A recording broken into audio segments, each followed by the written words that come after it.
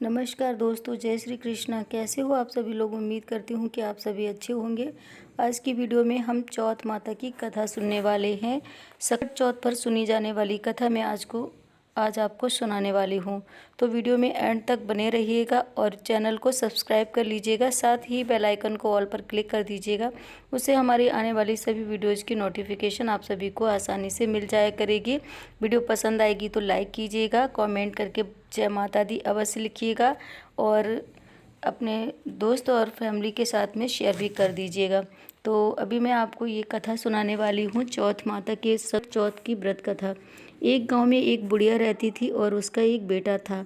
उसका बेटा पशु चराया करता था। जो भी उससे पैसे मिलते थे उससे बड़ी मुश्किल से उनका गुजारा होता था। एक दिन जब बुढ़िया का बेटा पशु चराने के लिए गया और वापस आ रहा था, तभी रास्ते में उसकी चाची ताइयों ने उसे रोक लिया और उससे कान भर दिए कि तू जैसे ही पशु चराने जाता है, पीछे से तेरी माँ पकवान बनाकर खाती है। तब वह बोला, नहीं, मेरी माँ ऐसा नहीं कर सकती।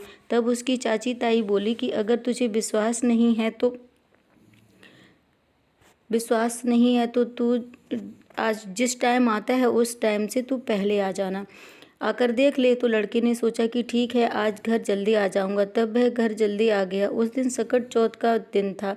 बुढ़िया ने सकट चौथ का व्रत रखा था। जब बेटा जल्दी आया तो माँ घर पर तिलकूट बना रही थी। तिलकूट बनता देख बेटे ने सोचा, जो मेरी चाची ताई बोल रही थी वो बिल्कुल ठीक था। मेरी माँ तो चौथ सच में पकवान बना रही है। वो बोला, माँ मैं तो घर छोड़कर जा रहा हूँ। तो बुढ़िया बोली, बेटा क्यों, क्या हो गया, घर छोड़कर क्यों जाएगा।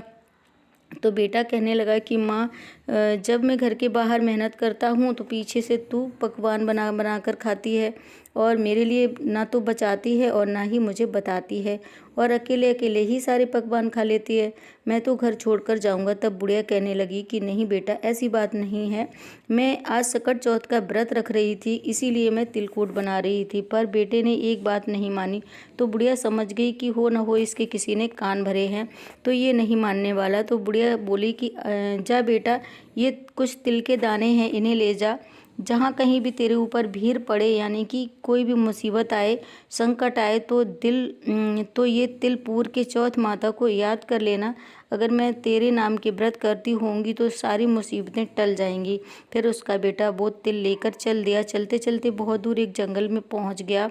वहाँ जंगल में एक शेर खड़ा था। डर के मारे वह कांपने लगा। फिर उसे याद आया कि माँ ने तिल दिए थे और कहा था कि जब कोई आपत्ति आए या कोई संकट आए तो चौथ माता को याद कर लूं। तो वह तिल पूर कर बैठ गया और चौथ माता को याद करके कहने लगा कि हे चौथ माता, अगर मेरी माँ मेरे नाम से व्रत करती होगी तो यह शेर गाय में बदल जाएगा, नहीं तो आज मेरा मरना तो पक्का ही है। पर बुढ़िया तो सच्चे मन से चौथ माता का व्रत करती थी। तो चौथ माता की कृपा से शेर गाय बन गया और पूंछ हिलाता हुआ पीछे चला गया। अब बुढ़िया का बेटा और आगे जाने लगा। कुछ दूर चलते चलते उसे रास्ते में एक नदी उफान भरते हुए मिली। फिर वह सोचने लगा कि अब मैं इस नदी को कैसे पार कर पाऊंगा।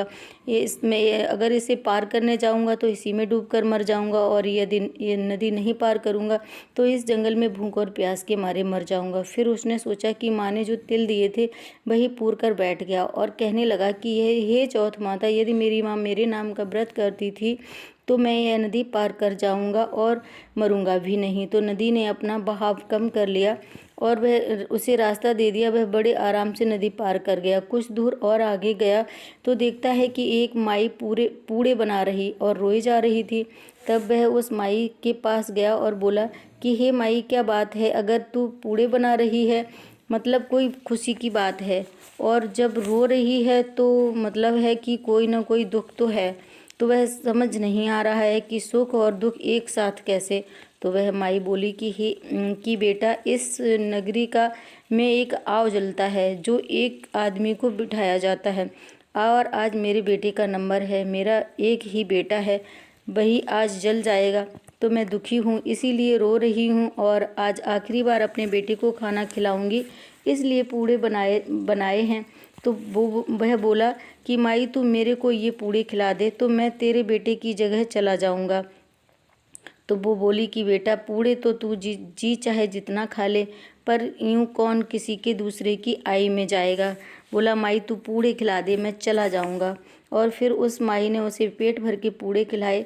पेट भर के पूड़े खाने के बाद वह चैन की नींद सो गया और माई से कहा कि जब बुलावा आए तब जगा देना। जब राजा के सिपाही बुलाने आए तो वो माई कभी चिमटा बजाए कभी चिमटा बजाए, अब पराए पूत को कैसे जगाए। फिर बुढ़िया की आवाज़ से वह लड़का जाग गया और बोला कि माई बुलावा आ गया क्या? वह बोली, हाँ बेटा बुलावा तो आ गया। वह उठ गया और सिपाहियों के साथ चला गया और जाकर तिल पूर कर बैठ गया और बोला कि अगर मेरी माँ ने मेरे नाम से व्रत किया होगा तो मैं आज चौथ माता की कृपा से बच जाऊंगा, नहीं तो आज मेरा जलना तो तय ही है। वह बैठ गया और वहीं गली में कुछ बच्चे बॉल खेल रहे थे। एक बच्चे की बॉल जाकर आव पर लग गई।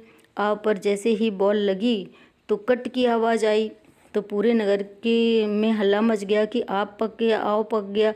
तो सभी इकट्ठे हो गए। राजा भी वहाँ आ गए और कहने लगे कि आव तो 6 महीने में पकता है, आज 3 दिन के अंदर कैसे पक गया।